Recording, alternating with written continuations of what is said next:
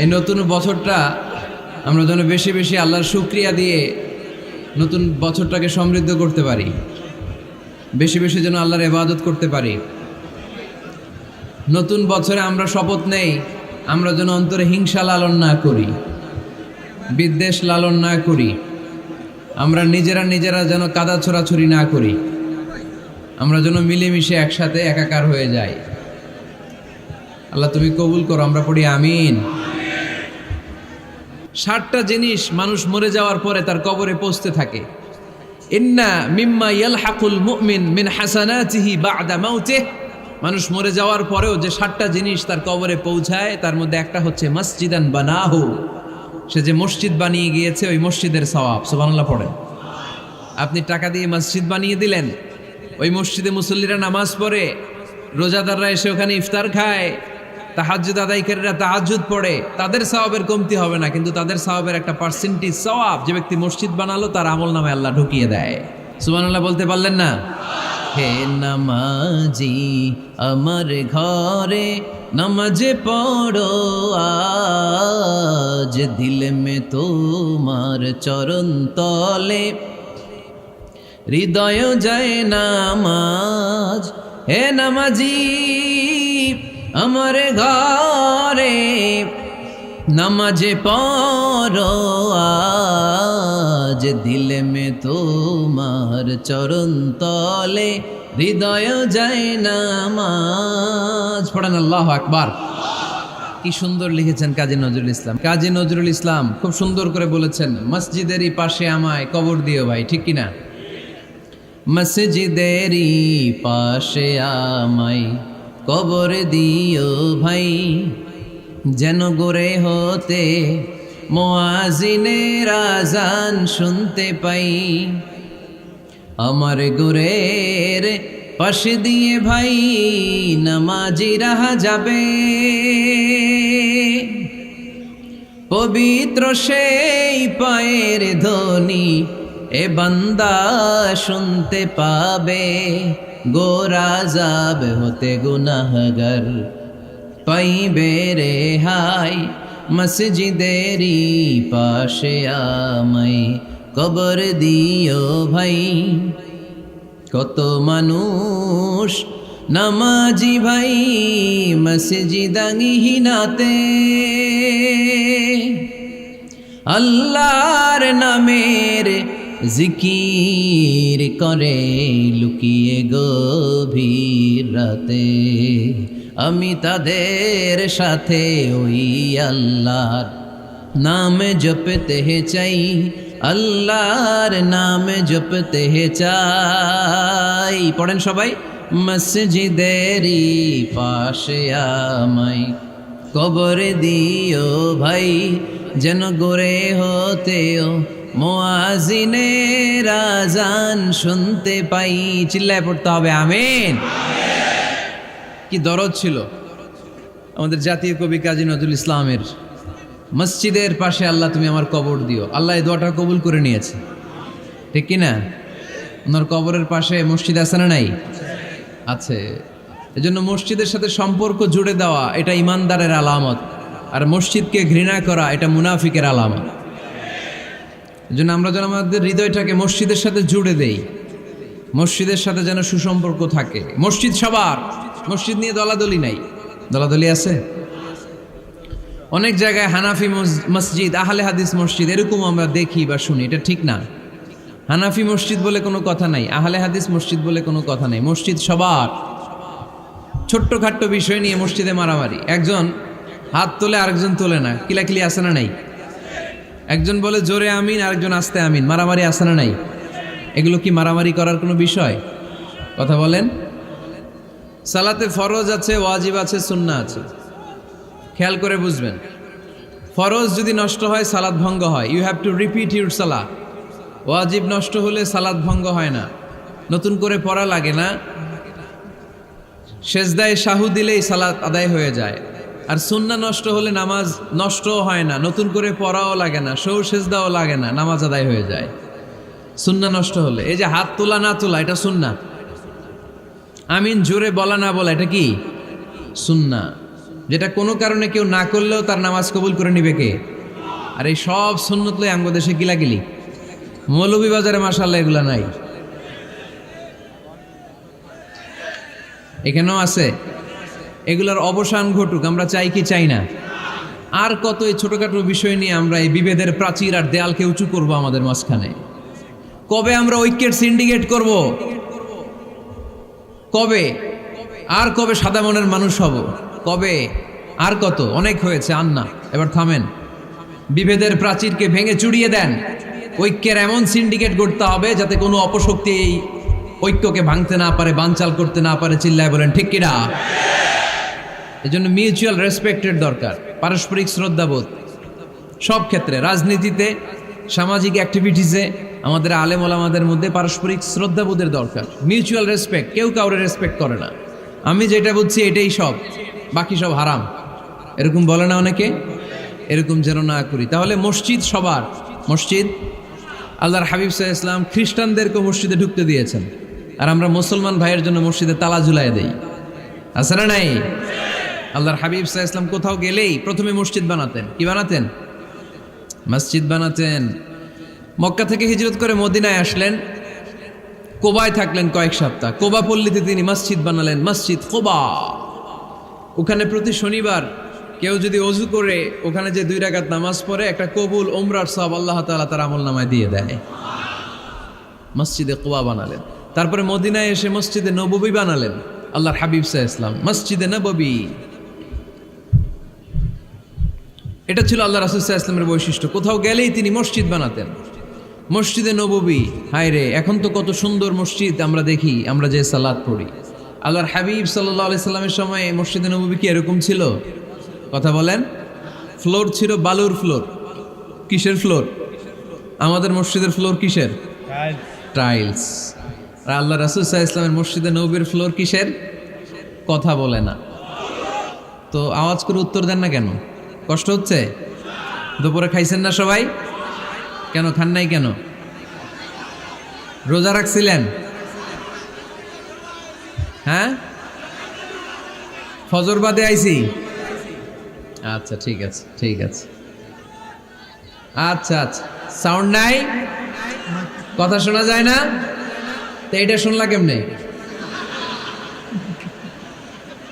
জিজ্ঞেস করলাম কথা শোনা যায় না, কয় না। তো এটা শুনলা কি করে?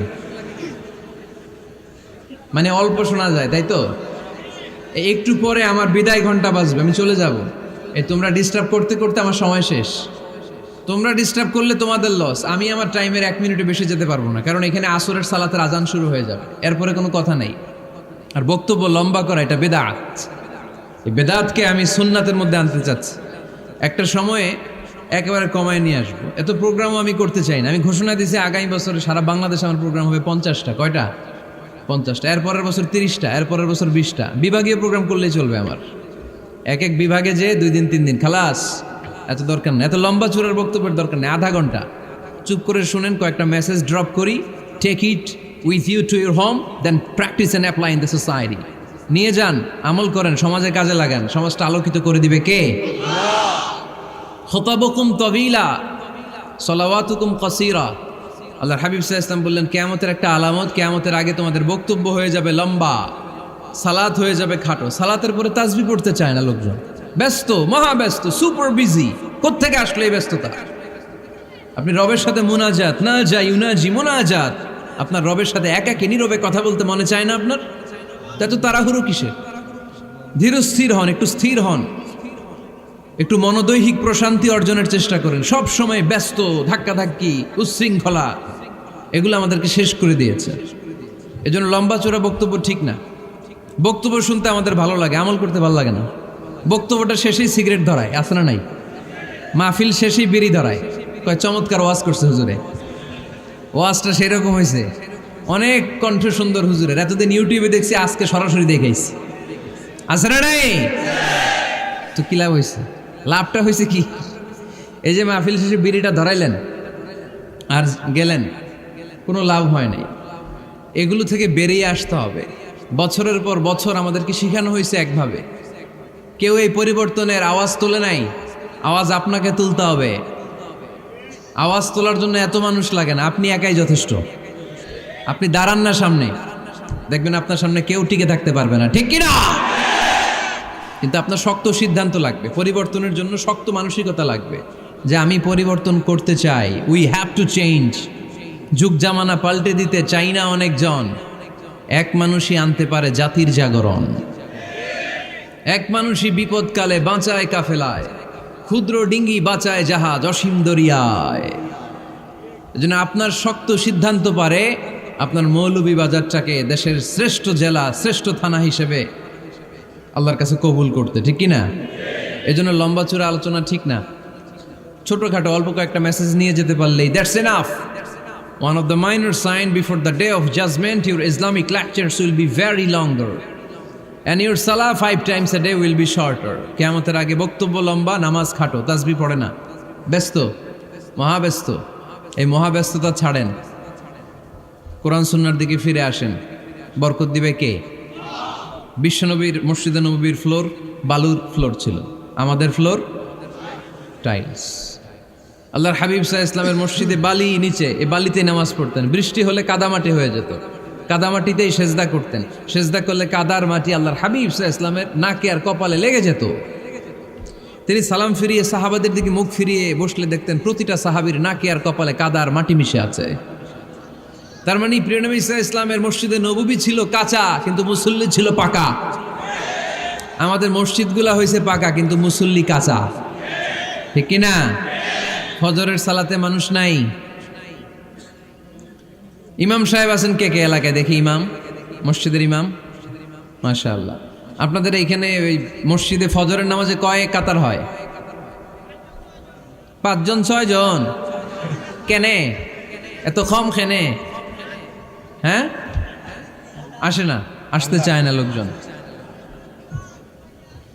তো এই যে 5-6 জন ফজরের সালাতে, কল্পনা করতে পারেন ফজরের সালাতে এত কম লোক? ফজরের জামাতে লোক যায় না, এটা একটা মহামারী। যেদিন ফজরের জামাতের দৃশ্য আর জুমার নামাজের দৃশ্য একরকম হয়ে যাবে, ওই দিনই বাংলাদেশে ইসলাম কায়েম হয়ে যাবে। এখন স্লোগান তোলে বিপ্লব বিপ্লব, ইসলামী বিপ্লব। আর ফজরের সময় আমি কম্বলের ভিতরে, আছে না নাই? কোনো বিপ্লব হবে না। ফজরের নামাজ জামাতে পড়ুন, সকালটারে বরকতময় করে দিবে কে? আল্লাহর হাবিব সাল্লাল্লাহু আলাইহি ওয়াসাল্লামের মসজিদ ছিল সবার জন্য উন্মুক্ত, এখানে সবাই আসতে পারত। এজন্য মসজিদ হবে সবার। আমরা মসজিদের আবাদকারী হতে চাই। এজন্য রাব্বুল আলামিন বলেন, ইন্নামা ইয়া'মুরু মাসাজিদাল্লাহি মান আমানা বিল্লাহি ওয়াল ইয়াউমিল আখির وأقام الصلاة وآتى الزكاة ولم يخش إلا الله فعسى أولئك أن يكونوا من المهتدين سبحان الله পড়েন। রব্বুল আলামিন বললেন মসজিদের আবাদকারী হবে তারা যারা আল্লাহর প্রতি ঈমান আনে, আখিরাতের প্রতি ঈমান আনে, যারা সালাত কায়েম করে, যারা যাকাত আদায় করে, যারা দুনিয়ার কাউকে ভয় পায় না, ভয় পায় একজনকে। চিল্লায় বলেন তিনি কে? যাদের হৃদয়ে আছে আল্লাহর ভয়, তারা কবু পথ ভুলে যায় না। আল্লাহর প্রেম ছাড়া এই দুনিয়া কারো কাছে কোনো কিছু চায় না, ঠিক কিনা? তাহলে যারা মসজিদের আবাদকারী এরা ভয় পায় একজনকে, চিল্লায় বলেন তিনি কে? মসজিদের আবাদকারীদের প্রথম গুণ, তারা আল্লাহয় বিশ্বাস করে, তারা আখিরাতে বিশ্বাস করে, তারা সালাত কায়েম করে, তারা যাকাত আদায় করে, তারা আল্লাহ ছাড়া পৃথিবীর কাউরে ভয় পায় না। আল্লাহ বলেন ফাআসা উলাইকা আইয়াকুনু মিনাল মুহতাদিন, আশা করা যায় তারাই হলো হেদায়েতের রাস্তার উপরে আছে, ঠিক কি না? তারাই মসজিদের আবাদকারী, যারা মসজিদে যায়, সালাত আদায় করে। এখন মসজিদের আবাদকারী আপনি হতে চান, আপনি মসজিদে যান না, আপনি আবাদকারী হতে পারবেন? মসজিদের অনেক সভাপতি আছে মসজিদে যায় না, আছে না নাই? মৌলভীবাজারে এই সমস্যা বোধহয় নাই। মসজিদের সেক্রেটারি মসজিদে যায় না, আছে না নাই? তাহলে হইল, এটা হইল, এটা মেনে নেওয়া যায়? এজন্য সভাপতি সাহেবরা, আপনি কষ্ট করে মসজিদ বানিয়েছেন, মসজিদে যাবেন। সভাপতি সাহেব আপনি মসজিদে যাবেন, সেক্রেটারি সাহেব আপনি মসজিদে যাবেন, তাহলে আপনি সঠিক মসজিদের আবাদকারী হবেন, ঠিক কিনা? আমরা মসজিদের আবাদকারী হতে চাই, ইনশাআল্লাহ পড়েন। উমরানুল মাসাজিদ, মসজিদের আবাদ কি করে করতে হয়? মসজিদ আবাদ করার এক নাম্বার মাধ্যম হচ্ছে মসজিদ নির্মাণ করা। কি করা? নির্মাণ করা। খেয়াল করবেন, আল্লাহর হাবিব সাল্লাল্লাহু আলাইহি ওয়াসাল্লাম বলেছেন, মান বানা মসজিদান মিন মালিহি ফিদ দুনিয়া বানাল্লাহু লাহু বাইতান ফিল জান্নাহ। যে ব্যক্তি নিজের পকেটের টাকা খরচ করে দুনিয়াতে মসজিদ বানায়, আল্লাহ তাআলা তার জন্য জান্নাতে ঘর বানায়। 60টা জিনিস মানুষ মরে যাওয়ার পরে তার কবরে পৌঁছতে থাকে। ইন্না মিম্মা ইয়ালহাকুল মুমিন মিন হাসানাতিহি বা'দা মাউতিহি, মানুষ মরে যাওয়ার পরেও যে 60টা জিনিস তার কবরে পৌঁছায়, তার মধ্যে একটা হচ্ছে মসজিদান বানাহু, সে যে মসজিদ বানিয়ে গিয়েছে ওই মসজিদের সওয়াব। সুবহানাল্লাহ পড়েন।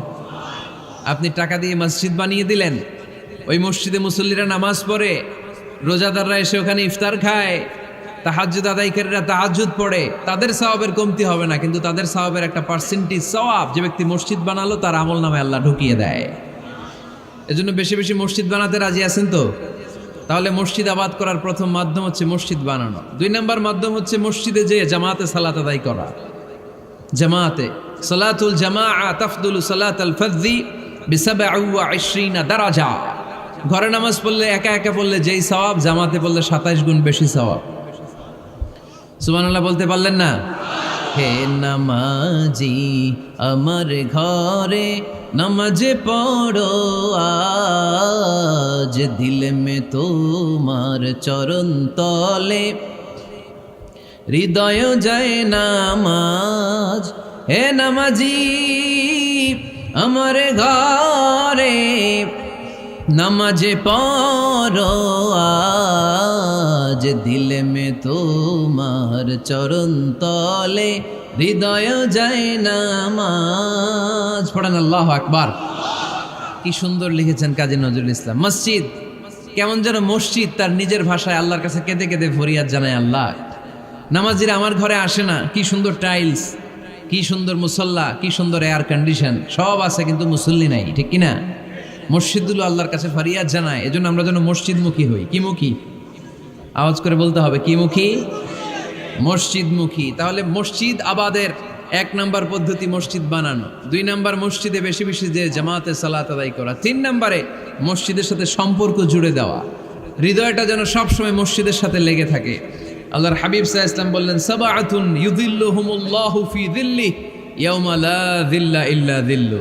7 শ্রেণীর ব্যক্তিকে আল্লাহ তাআলা কিয়ামতের দিন আরশের নিচে ছায়া দিবে, যেদিন আল্লাহর আরশের ছায়া ছাড়া কোনো ছায়া পৃথিবীতে থাকবে না। সেই দিনটা কি এই দিনের মতো? কিয়ামতের দিনটা আজকের এই দিনের মতো হবে? 50,000 বছর হবে। এটা লেন্থ, এটা ডিউরেশন। কাআন সাফসাফা লা তারা ফিহা ইওয়াজা ওয়ালা আমতা, লেভেল প্লেইং ফিল্ড, তামার জমিন। একটু কল্পনা করেন তো ওই দিনটা কত ভয়ঙ্কর। বাবা ছেলেরে চিনবে না ওই দিন, ছেলে বাবারে চিনবে না, স্ত্রী স্বামীকে চিনবে না, স্বামী স্ত্রীকে চিনবে না, পীর সাহেব মুরিদ চিনবে না, মুরিদ পীর সাহেবকে চিনবে না, নেতা কর্মীকে চিনবে না, কর্মী নেতাকে চিনবে না। হায় হায়, ইয়া নাফসি ইয়া নাফসি বলে কাঁদবে। সূর্যটা মাথার কাছে চলে আসবে, সূর্যের তাপে মাথার মগজগুলো গলে গলে নাকের ছিদ্র আর কানের ছিদ্র দিয়ে টপ টপ করে বেয়ে বেয়ে পড়বে।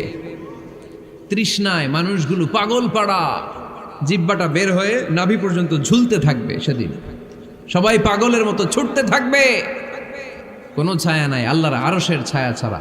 আল্লাহর হাবিব বললেন 7 শ্রেণীর ব্যক্তিকে আল্লাহ তাআলা আরশের নিচে ছায়া দিবেন। এর মধ্যে 1 শ্রেণীর ব্যক্তি রাজুলুন কলবুহু মুআল্লাকুন বিল মাসাজিদ, ওই ব্যক্তি যার হৃদয়টা সবসময় আল্লাহর মসজিদের সাথে লেগে থাকে। মসজিদের সাথে যার হৃদয় লেগে থাকে তাকে আরশের নিচে ছায়া দিবে কে?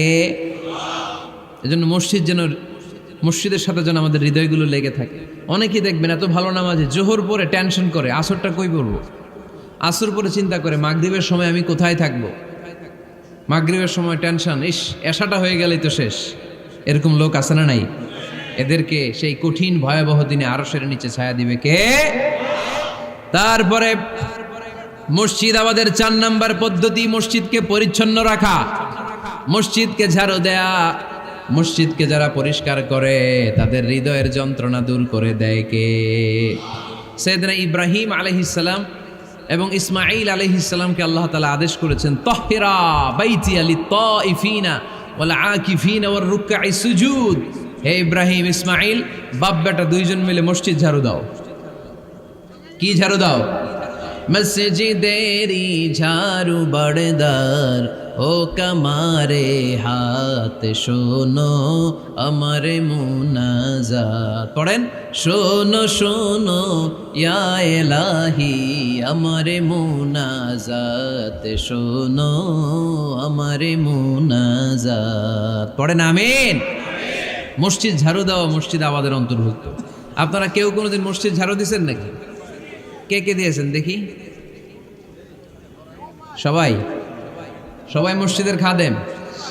মাশাআল্লাহ। আমিও দিছি মসজিদ ঝাড়ু, অনেক দিছি।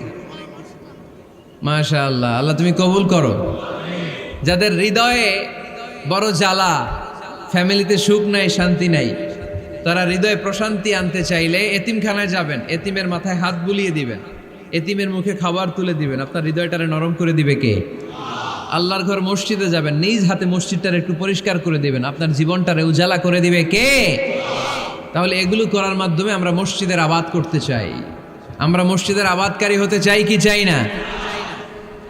আল্লাহর ঘর মসজিদ আবাদ করার মতো শ্রেষ্ঠ কাজ পৃথিবীতে হতে পারে না। এই মসজিদের কিছু আদব আছে, আল্লাহ রাসূল সাল্লাল্লাহু আলাইহি ওয়াসাল্লাম বলেছেন এই আদবগুলো মেনটেন করে যেন আল্লাহর ঘর মসজিদের সাথে আমরা ব্যবহার করি।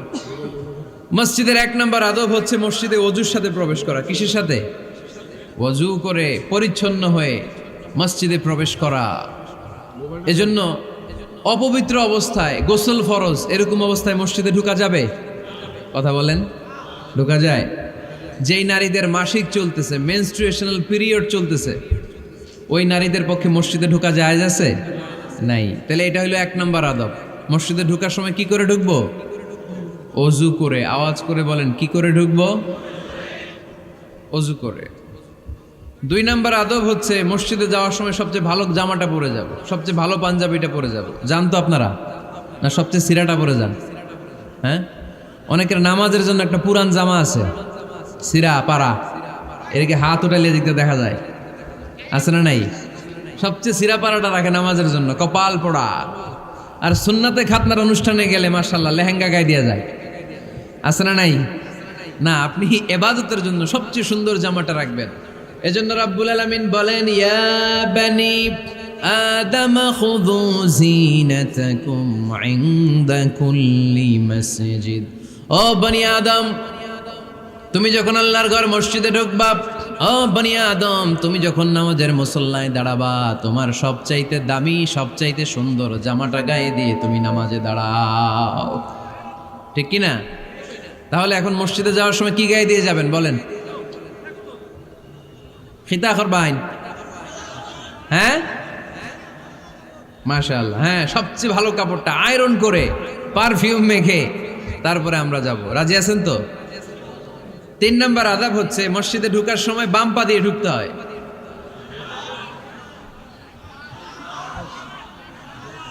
কোন পা?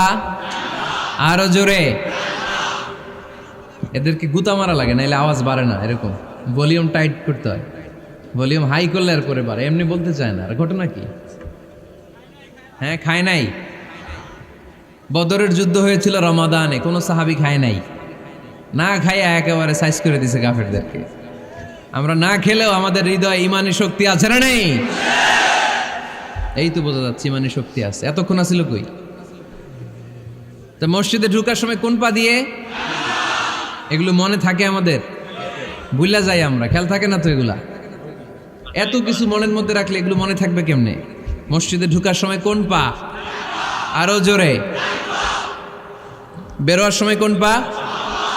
মনে থাকবে? মসজিদে যখন ঢুকবেন ডান পা দিয়ে ঢুকবেন, আর দোয়া পড়বেন, আউযু বিল্লাহিল আযীম ওয়া বিওয়াজহিল কারীম ওয়া সুলতানিহিল কদীম মিনাশ শাইতানির রাজীম। বিষ্ণু সাল্লাল্লাহু আলাইহি ওয়াসাল্লাম বললেন, যে ব্যক্তি মসজিদে ঢোকার সময় এই দোয়াটা পড়বে, শয়তান আফসোস শুরু করে। সে বলে, হায় হায়, আজকের দিনের জন্য, সারা দিনের জন্য তো তুই আমার ওয়াসওয়াসা থেকে বেঁচে গেলি। আজকের সারা দিনের জন্য তোরে আমি হারালাম, আজকের সারাটা দিন আল্লাহর পক্ষ থেকে প্রোটেকশন নিয়ে তুই বেঁচে গেলি। আজকের জন্য যা, কালকে তোরে আমি ধরবো। এজন্য এই দোয়াটা পড়ার দরকার আছে না? আউযু বিল্লাহিল আযীম ওয়া বিওয়াজহিল কারীম ওয়া সুলতানিহিল কাদীম মিনাশ শাইতানির রাজীম। 4টা বাক্যের দোয়া। মুখস্থ করতে কষ্ট হলে যে ইউটিউবে চলে যাবে আজকেই, ওখান থেকে শুনে আপনারা মুখস্থ করে নেবেন, এই দোয়াটা পড়বেন। তাহলে ওই দিনের জন্য শয়তানের ওয়াসওয়াসা, টেম্পটেশন, প্রভোকেশন থেকে আপনি আল্লাহ তাআলার প্রোটেকশনে চলে গেলেন। সুবহানাল্লাহ পড়েন। তারপর আল্লাহর হাবিব বললেন, ঢুকার আগে আমারে সালাম দাও। পড়বেন, আসসালামু আলাইকা আইয়ুহান নাবিয়্যু ওয়া রাহমাতুল্লাহি ওয়া বারাকাত। এই 2টা জিনিস যখন করে ফেললেন, তখন ডান পা দিয়ে পড়বেন, আল্লাহুম্মা আফতাহ লি আবওয়াবা রাহমাতিক। সুবহানাল্লাহ পড়েন। আল্লাহুম্মা আফতাহ লি, ও আল্লাহ আমার জন্য তুমি খুলে দাও আবওয়াবা রাহমাতিক, তোমার রহমতের দরজা। তার মানে মসজিদে ঢুকলে রহমত পাওয়া যায় কি যায় না? মসজিদে ঢুকলে পাওয়া যায় রহমত। মসজিদের বাইরে রহমতের কথা আল্লাহ বলে নাই, মসজিদের ভিতরে রহমত। কোথায় রহমত? কোথায়? মসজিদের ভিতরে রহমত আছে না? তার প্রমাণ, মসজিদে ঢুকলেই শান্তি লাগে কেমন জানি, আর ঘুমে ধরে। মসজিদে ঘুমাইছেন কারা কারা দেখি? সবাই ঘুমাইছেন? আরে আমি কত ঘুমাইছি। জুমার নামাজের সময় যে কি ঘুম আসে, আসে আসে কমন পড়ছে, একেবারে কমন পড়ে গেছে। ঘুম আসে কারণ রহমতের ঝিরি ঝিরি বাড়িধারা আল্লাহ তাআলা আরশের উপর থেকে নাজিল করতে থাকে, আর এই রহমতের কারণে হৃদয়টা প্রশান্ত হয়ে যায়, অনেকের ঘুমও চলে আসে, ঠিক কি না? এজন্য আল্লাহুম্মা আফতাহ লি আবওয়াবা রাহমাতিক, ও আল্লাহ তোমার রহমতের দরজাগুলো আমার জন্য খুলে দাও। এই দোয়া পড়লে রহমতের দরজা খুলে দেয় কে?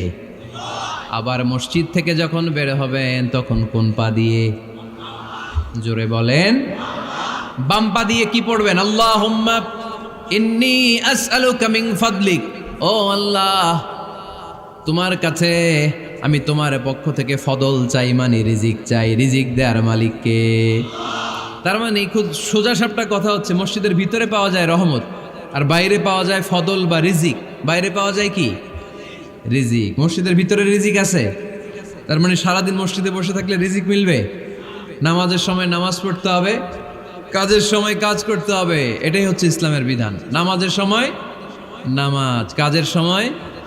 আমি প্রশ্ন করবো, আওয়াজ করে উত্তর দেন। নামাজের সময়, কাজের সময়, নামাজের সময়, কাজের সময়, এটা মনে থাকবে। এজন্য আল্লাহ বললেন, ফাইদা কুদিয়াতিস সালাতু ফান্তাশিরু ফিল আরদি ওয়াবতাগু মিন ফাদলিল্লাহ। যখন তোমাদের সালাত শেষ হয়ে যায়, আল্লাহর রিজিক অন্বেষণের জন্য আল্লাহর জমিনে তোমরা ছড়িয়ে যাও। নামাজের সময় আসবেন, নামাজ শেষ বের হয়ে যান। ফান্তাশিরু ফিল আরদ, জমিনে ছড়িয়ে পড়ো। নামাজ শেষ, চেয়ারম্যান সাহেব চলে যাবে ইউনিয়ন পরিষদের ভেতরে, ছাত্ররা চলে যাবে হাই স্কুলে, মেম্বার অফ দ্য পার্লামেন্ট চলে যাবে সংসদে, সেনাবাহিনীর লোকেরা চলে যাবে ক্যান্টনমেন্টে, ব্যবসায়ীরা চলে যাবে তাদের বাজারে, সিএনজি ওয়ালারা সিএনজি নিয়ে ব্যবসা শুরু করবে, রাস্তায় নেমে যাবে, চিল্লায় বলেন ঠিক কিনা? এটাই ইসলামের বিধান। নামাজের সময় নামাজ, কাজের সময়।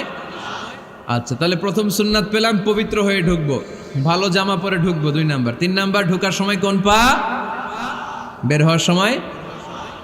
4 নাম্বার, মসজিদে ঢুকেই 2 রাকাত। মসজিদে ঢুকে কয় রাকাত পড়েন আপনারা? তাহিয়াতুল মসজিদ, মসজিদে আপনি ওয়েলকাম জানাবেন, ঢুকেই 2 রাকাত পড়বেন, ওযু করলেই 2 রাকাত। আল্লাহর হাবিব সাল্লাল্লাহু আলাইহি ওয়াসাল্লাম মসজিদে নববীতে জুমার খুতবা দিচ্ছেন। খুতবা চলাকালীন সময়ে এক সাহাবী এসে মসজিদের মধ্যে বসে পড়লেন। আল্লাহর হাবিব সাল্লাল্লাহু আলাইহি ওয়াসাল্লাম সাহাবীরে বললেন দাঁড়াও। সাহাবী দাঁড়ালেন। আল্লাহর নবী জিজ্ঞেস করলেন, কেন বসে বললা? 2 রাকাত পড়ছো নাকি? সাহাবী বলে, পড়ি নাই। বিশ্বনবী বললেন, তাহলে তাড়াতাড়ি 2 রাকাত নামাজ পড়ে বসে যাও। সুবহানাল্লাহ পড়ে। 2 রাকাত পড়ো নাই তো পড়ো, দাঁড়াও, তারপরে বসো। দেখেন, খুতবা চলাকালীন সময়ে আমাদের খতিবরা কখনো খুতবা থামায়? কথা বুঝেন নাই? জুমার খুতবা আপনারা শুনেন না? খুতবা চলতেছে, ওই মুহূর্তে ইমাম সাহেবরা কখনো খুতবা থামায়? মাঝখানে কোনো ঝামেলা হলে থামায় না। প্রথম খুতবা শেষ, বসে, তারপরে দ্বিতীয় খুতবা। খুতবার মাঝখানে কোনো থামাথামি নাই। কিন্তু আল্লাহর হাবিব সাল্লাল্লাহু আলাইহি সাল্লাম কেমন খতিব ছিলেন দেখেন। আল্লাহর হাবিব সাল্লাল্লাহু আলাইহি সাল্লামের খুতবা দেওয়ার স্টাইল অ্যান্ড অ্যাটিটিউড এবং আমাদের খুতবা দেওয়ার স্টাইল অ্যান্ড অ্যাটিটিউড আল্লাহ রাসূল সাল্লাল্লাহু আলাইহি ওয়াসাল্লামেরটা কত প্রাণবন্ত ছিল। আল্লাহ রাসূল সাল্লাল্লাহু আলাইহি ওয়াসাল্লাম সোসাইটি ওরিয়েন্টেড একজন পার্সোনালিটি ছিলেন, সমাজের মানুষ কেন্দ্রিক, খুব সামাজিক ছিলেন আল্লাহ রাসূল সাল্লাল্লাহু আলাইহি ওয়াসাল্লাম। তিনি দেখলেন একজন বসে পড়ছে, উনি খুতবা থামায় দিলেন, জুমার খুতবা থামায় বললেন, এই নামাজ পড়ছো না, পড়ো 2 রাকাত পড়ো। আবার খুতবা শুরু করলেন, সুবহানাল্লাহ পড়বেন না? একবার তিনি খুতবা দিচ্ছেন, দেখলেন আল্লাহ রাসূল সাল্লাল্লাহু আলাইহি ওয়াসাল্লামের 2 জন নাতি হাসান আর হুসাইন রাদিয়াল্লাহু তাআলা আনহুমা, ছোট্ট মানুষ, কাতারের ভিতরে ঢুকে কোন সাহাবী টুপি টান দেয়, কারো পাগড়ি ধরে টান দেয়, একজন এদিকে দৌড় দেয়, আরেকজন ওদিকে দৌড় দেয়, মসজিদে একটা ডিস্টার্ব হচ্ছে। আল্লাহর হাবিব সাল্লাল্লাহু আলাইহি ওয়াসাল্লাম খুতবা থামিয়ে দিলেন, মিম্বার থেকে নেমে আসলেন, 2 নাতিকে 2 হাতে ধরলেন, ধরে আস্তে করে জান্নাতের এই 2 সর্দারকে নিয়ে মিম্বারের উপরে দাঁড়ালেন, এই হাতে এই নাতি, ওই হাতে আরেক নাতি। এরপর দাঁড়িয়ে দাঁড়িয়ে তিনি বাকি খুতবা দিলেন, পড়েন সুবহানাল্লাহ। কত প্রাণবন্ত খুতবা! উনিও খুতবা দিতেন, আমরাও খুতবা দেই। আল্লাহর হাবিব সাল্লাল্লাহু আলাইহি ওয়াসাল্লাম খুতবা দিচ্ছেন, এক সাহাবী এসে বলল, ইয়া রাসূলুল্লাহ, মদিনায় দুর্ভিক্ষ, বৃষ্টি নাই, আপনি বৃষ্টির দোয়া করেন। রাসূল সাল্লাল্লাহু আলাইহি ওয়াসাল্লাম খুতবা থামায় দিলেন, থামায় দিয়ে দোয়া শুরু করলেন, আল্লাহুম্মা আসকিনা গাইসান মুগীসান মারিআন মুরিআন নাফিআন গায়রা দার আজিলান গায়রা আজল। আল্লাহ উপকারে বৃষ্টি দেন, যে বৃষ্টিতে আমাদের ফসল জন্মাবে, সবুজ ঘাস লতা পাতা জন্মাবে, আমাদের গবাদি পশুর রিজিক বাড়বে, এরকম উপকারী বৃষ্টি আমাদেরকে দিয়ে মদিনাটারে ধন্য করে দেন। বৃষ্টি শুরু হলো, জুমাবার বৃষ্টি, শনি রবি সোম মঙ্গল বুধ বৃহস্পতি শুক্র, টানা 7 দিন বৃষ্টি। এবার বৃষ্টির চোটে মদিনায় বন্যা হয়ে গেছে। এতদিনে দুর্ভিক্ষ, এতদিনে কি, এখন বৃষ্টির বরকতের দোয়া করছে, বৃষ্টিতে এবার বন্যা। যেই সাহাবী বৃষ্টির জন্য দোয়া করতে বলেছিলেন, পরের জুমাবারের খুতবার সময় এসে ওই সাহাবী বলেন, ইয়া রাসূলুল্লাহ, আবার খুতবার মাঝখানে, ইয়া রাসূলুল্লাহ, আর বৃষ্টির দরকার নাই, আর দরকার নেই, এবার বৃষ্টি বন্ধের দোয়া করেন। আল্লাহর হাবিব সাল্লাল্লাহু আলাইহি ওয়াসাল্লাম খুতবা থামিয়ে আবার বন্ধের দোয়া, আল্লাহুম্মা হাওয়ালাইনা ওয়ালা আলাইনা, হে আল্লাহ আমাদের চারিদিকে দেন, মদিনাতে আর বৃষ্টির দরকার নাই। চিল্লায় পড়েন সুবহানাল্লাহ। এজন্য খতিব হবে এরকম প্রাণবন্ত খতিব। সমাজে কি চলে, কি ক্রাইসিস, কি সংকট, ইয়াংরা কোন সমস্যায় ভোগে, আমাদের রাজনৈতিক অঙ্গনে কি সমস্যা, আমাদের অর্থনৈতিক অঙ্গনে কি সমস্যা, আমাদের সামাজিক অঙ্গনে কি সমস্যা, আমাদের পরিবারগুলোর ভেতরে কি ঝামেলা, প্রত্যেকটা কথা মসজিদের মিম্বার থেকে আসার দরকার আছে না নাই? আল্লাহর হাবিব সাল্লাল্লাহু আলাইহি ওয়াসাল্লাম এভাবেই সমাজকে ঠিক করে দিতেন। 2 রাকাত মসজিদে ঢুকে আজকে থেকে আমরা পড়ব। মসজিদে ঢুকলেই কয় রাকাত মনে থাকবে না ভুলে যাবেন? তারপরে আল্লাহর হাবিব সাল্লাল্লাহু আলাইহি ওয়াসাল্লাম বলেছেন, খবরদার কবরের উপর মসজিদ বানিও না। কবরস্থান একদিকে, মসজিদ আর একদিকে, কিন্তু বাংলাদেশে মসজিদের সাথে কবর মিলানো আছে না নাই? ছোট্ট একটা মসজিদ, কিন্তু এত বড় বাবার কবর আছে না নাই? এগুলো করবেন না আপনি।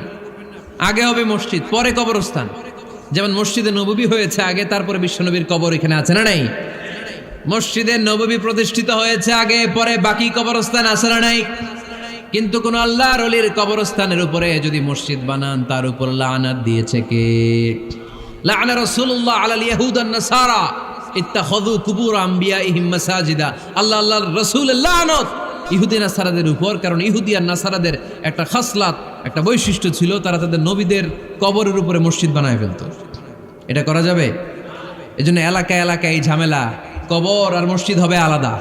আবার মসজিদের কেবলার দিকে যেন কবরস্থান না হয়, তাহলে শিরক হওয়ার সম্ভাবনা আছে না নাই? খুব সাবধান, আল্লাহ সব মাফ করে কিন্তু শিরক মাফ করে না, ঠিক কি না? শিরক হচ্ছে মহাপাপ, সব পাপের বাপ। এজন্য আমরা সব করলেও শিরকের গুনাহ মুসলমান কখনো করতে পারে। এরপর আল্লাহর হাবিব বললেন, মসজিদকে পরিষ্কার পরিচ্ছন্ন রাখো, এটাও মসজিদের আদাব। মসজিদে আতর লাগিয়ে দেন, বাখুর জ্বালিয়ে দেন। আপনাদের এই এলাকার মধ্যে তো বাখুরের অভাব নাই, আগরের অভাব নাই, ঠিক কিনা? গতকাল প্রোগ্রাম ছিল কই? সুজানগর, আগরের রাজধানী। আগর চিনেননি আপনারা?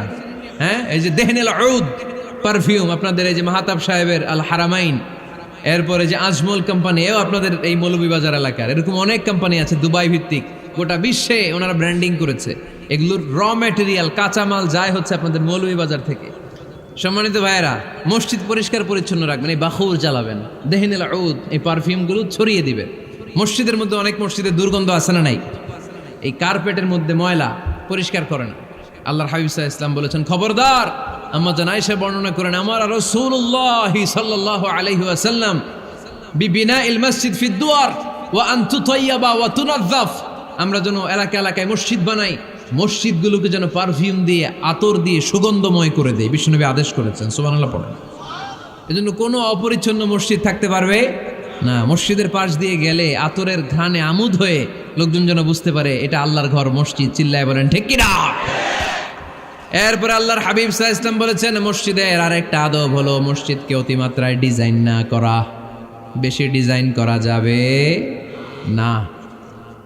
এমন ডিজাইন করা যাবে না যে এটা মসজিদ বোঝাই যায় না। এত লাইটিং ফাইটিং করে, এটা কি মসজিদ না কমিউনিটি সেন্টার বোঝাই যায় না। আছে না নাই? আছে।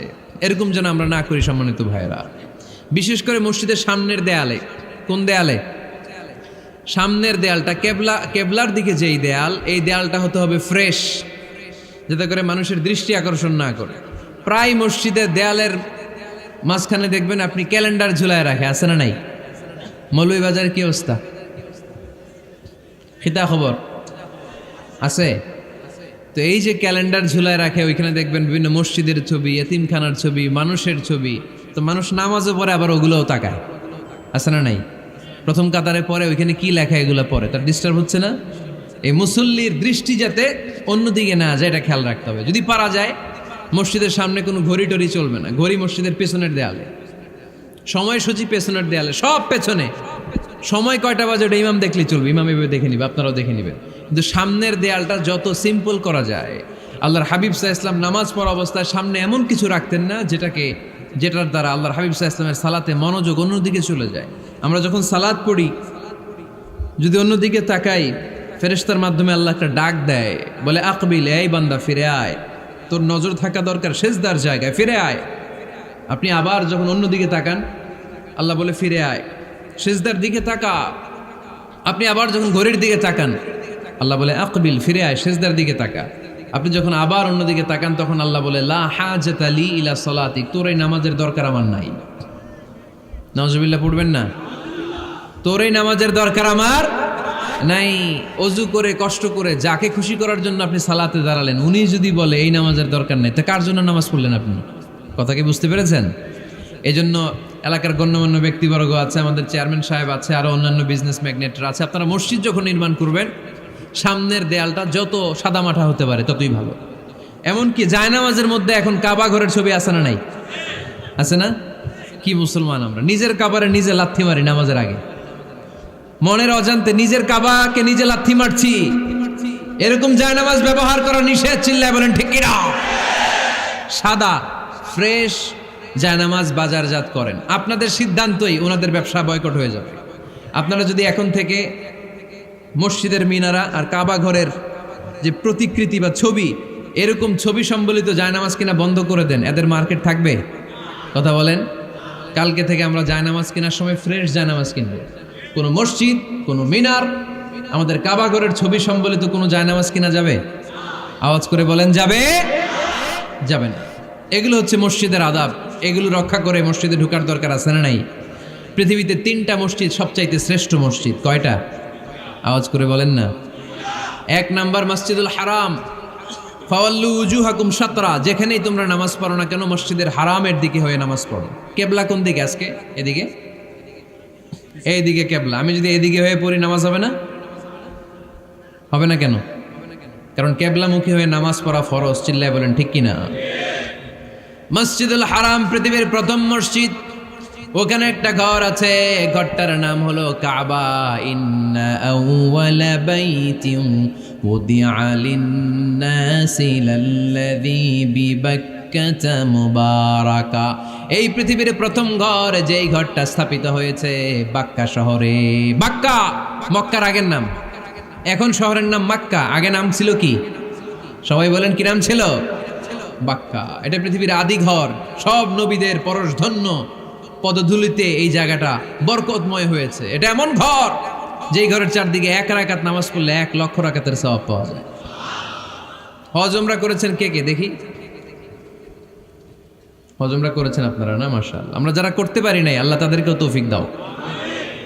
আমরা যেন এই কাবা ঘরে যে প্রাণ ভরে সালাত আদায় করতে পারি, আল্লাহ তৌফিক দান করো। আমরা যেন মসজিদে নববীতে যে প্রাণ ভরে সালাত পড়তে পারি, তৌফিক দান করো। আল্লাহর হাবিব সাল্লাল্লাহু আলাইহি ইসলামের কবরের সামনে দাঁড়িয়ে যেন আমরা প্রাণ খুলে মন প্রাণ উজাড় করে বিশ্বনবী সাল্লাল্লাহু আলাইহি ইসলামকে সালাম দিতে পারি। আল্লাহ তৌফিক দান করো। এই কাবা ঘরকে কেন্দ্র করে প্রতিদিন 100টা রহমত নাজিল হয়। আওয়াজ করে বলেন কয়টা? আল্লাহর হাবিব বললেন প্রতিদিন প্রতিনিয়ত 100টা রহমত নাজিল হতেই থাকে।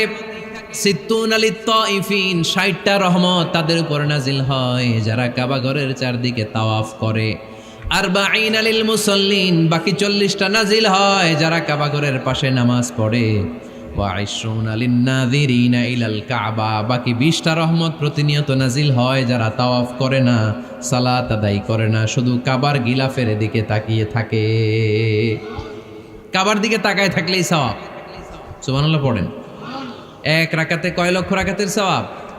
এজন্য আল্লাহর হাবিব সাল্লাল্লাহু আলাইহি ওয়াসাল্লাম বলেছেন লা তুশাদ্দুর রিহাল ইল্লা ইলা সালাসাতি মাসাজিদা, স্পেশাল ভার্চু এন্ড রিওয়ার্ড, বিশেষ সওয়াবের নিয়তে পৃথিবীর এই 3টা জায়গা ছাড়া কোথাও নিয়ত করে ভ্রমণ করা জায়েজ নাই। এক হচ্ছে মসজিদুল হারাম, 2 হচ্ছে মসজিদ নববী, 3 হচ্ছে মসজিদুল আকসা। এই 3টা মসজিদ ছাড়া পৃথিবীর কোনো মসজিদে নিয়ত করে সফর করা যাবে না। বিশেষ নিয়তে সফর করা যাবে না যে আমি যদি এই মৌলভীবাজারের জামে মসজিদে যাই বেশি সওয়াব পাওয়া যাবে, এই নিয়তে সফর করা যাবে না। বেশি সওয়াব শুধু এই 3 মসজিদে। মসজিদুল হারামে 1 রাকাতে কত রাকাতের সওয়াব? কথা কয় না, বুঝে নাই বোধহয়। কয় লক্ষ? আর মসজিদে নববীতে 1 রাকাতে 1000 রাকাতের সওয়াব। আরেক বর্ণনায় আছে 50,000, বর্ণনাটা দুর্বল। সহিহ বর্ণনায় এসেছে 1 রাকাতে 1000 রাকাতের সওয়াব। মসজিদুল আকসায় সালাত পড়লে 1 রাকাতে, এক বর্ণনায় এসেছে 250 রাকাতের সওয়াব, আরেক বর্ণনায় এসেছে 500 রাকাতের সওয়াব। এই 3টা মসজিদ ছাড়া যে নামাজ পড়লে বেশি সওয়াব হবে, এই নিয়তে সফর করা যাবে? চিল্লায় বলেন যাবে। তবে মসজিদটা দর্শন করার জন্য যেতে পারবেন।